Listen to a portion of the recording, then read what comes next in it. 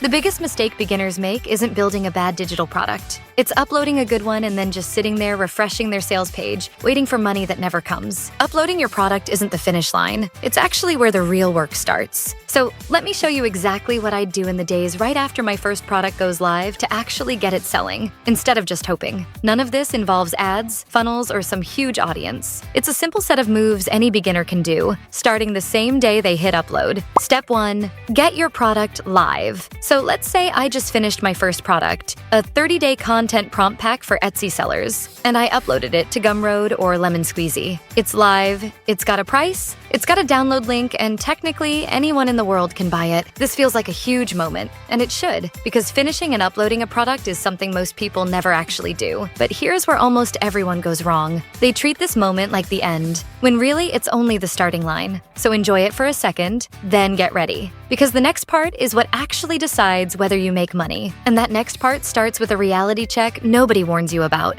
Step 2, accept that sales won't just appear. Here's the truth that stops a lot of beginners cold. On day 1, you will probably have 0 sales. And that is completely normal. Uploading a product to Gumroad doesn't magically put it in front of anyone. These platforms host your product. They don't promote it. Nobody knows it exists yet. This is the exact point where most people give up and decide digital products don't work. But the ones who actually make sales understand that getting your product seen is your job now, not the platforms. So instead of waiting, we go and create the visibility ourselves. And the fastest way to do that is to go where your buyers already hang out. Step 3, find where your buyers already are. Your buyers are already gathered in communities online. You just have to go find them. For my Etsy seller product, I'd hop on Reddit and find the subreddits where Etsy sellers ask questions all day. I'd search Facebook for Etsy seller groups, which are packed with thousands of active members. And I'd look on Discord for servers where sellers chat and help each other out. Within an hour, I've found several rooms absolutely full of the exact people who might want my prompt pack. Instead of waiting for them to find me, I'm walking straight into the places they already spend their time. That's where the visibility comes from. But you don't walk in and start selling. You walk in and start helping. Step 4, make yourself visible by helping. Here's the rule,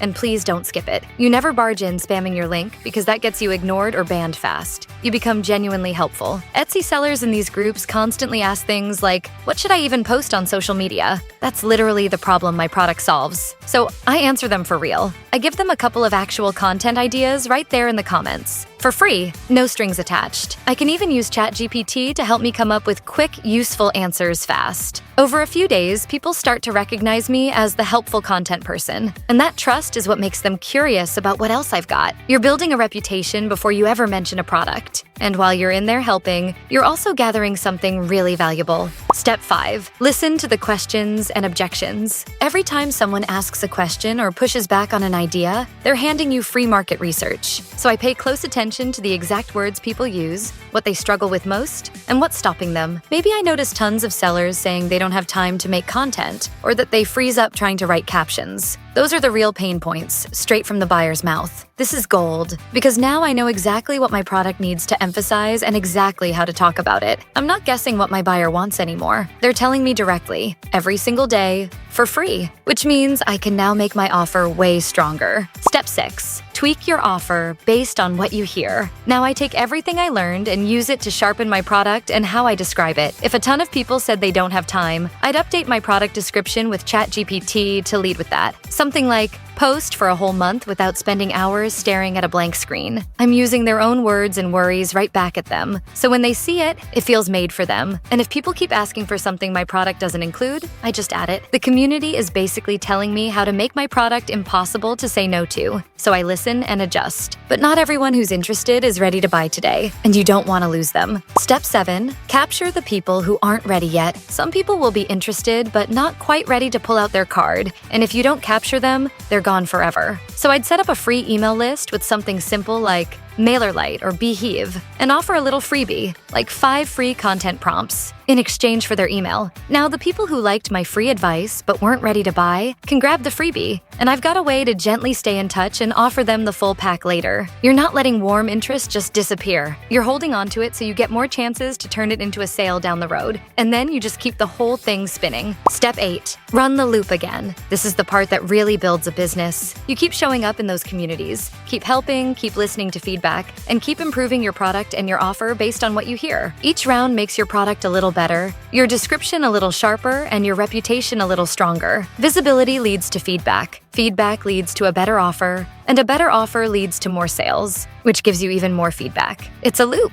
and every time around it, things get easier. That first sale that felt impossible starts to feel inevitable. So the second you upload your product, don't sit back and wait. Go find your people, help them for real, listen to what they tell you, and keep making your offer better. What's the first community you'd go help in after launching your digital product? Let me know in the comments, and don't forget to like and subscribe while you're there.